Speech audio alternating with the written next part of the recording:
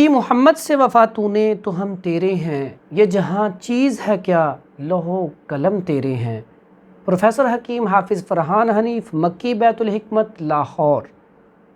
आपकी खिदमत में हाज़िर हूँ। आज का जो हमारा टॉपिक है वो है खुशक ख़ारिश।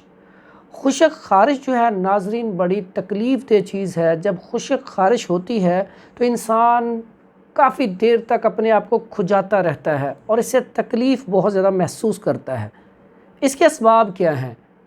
मसाला जात, तेज़ मसाला जात का इस्तेमाल, बड़े गोश्त का इस्तेमाल, चिकन का इस्तेमाल, फ़ास्ट फूड का इस्तेमाल, चाय का ज़्यादा इस्तेमाल और उसके बाद रतूबात का ताफ़ुन, उसके बाद ज़्यादा कसरत से अंग्रेज़ी अद्वियात का इस्तेमाल करना भी इसका एक बहुत बड़ा सबब है। नाज़रीन इसकी अलामात क्या हैं?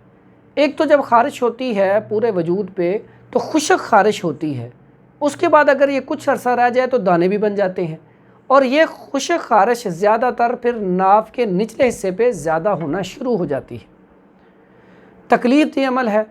बाज़-औक़ात ये ख़ारिश बढ़ती बढ़ती बहुत ज़्यादा बढ़ जाती है कि बाज़-औक़ात पेशेंट आता है कि 2-2 4-4 महीने 6 महीने से इलाज हो रहा है लेकिन ठीक नहीं हो रही। इसका एक और बहुत बड़ा सबब है कब्ज़। जब दायमी कब्ज़ हो जाती है तो उसकी वजह से भी खुश्की बढ़ जाती है, तब भी ये ख़ारिश बहुत ज़्यादा बढ़ जाती है।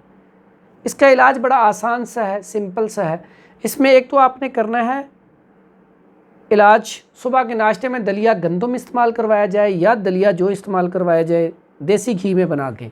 उसके बाद कद्दू, तोरी, टिंडे, शलजम, गाजर, मूली का इस्तेमाल करवाएँ, सलाद का इस्तेमाल करवाएँ। उसके बाद पुदीना और अजवाइन, तेज़पत्ता, इसका कहवा आप इस्तेमाल करवा सकते हैं। उसके बाद दवाई के तौर पर बड़ा आसान सा नुस्खा है, सिंपल सा। 3 चीज़ें हैं। चोप चीनी ले लें 50 ग्राम। उसके बाद आपने अफसन 3 लेनी है 50 ग्राम। उशबा मगरबी वो लेनी है आपने 50 ग्राम। तीनों का पाउडर करके आप इसका भी 500 mg का कैप्सूल बना लें। सुबह, दोपहर, शाम ताज़ा पानी के साथ इस्तेमाल करवाएं। इंशाअल्लाह बड़ी जल्दी आपका मर्ज़ ठीक हो जाएगा। उसके बाद लगाने के लिए सरसों का तेल ले लें आप।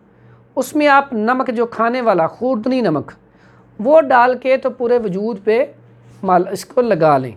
उसके बाद एक और चीज़ है लगाने के लिए, आप गंधक आंवला सार ले लें, वो आप सरसों के तेल में मिला के वो भी लगा सकते हैं।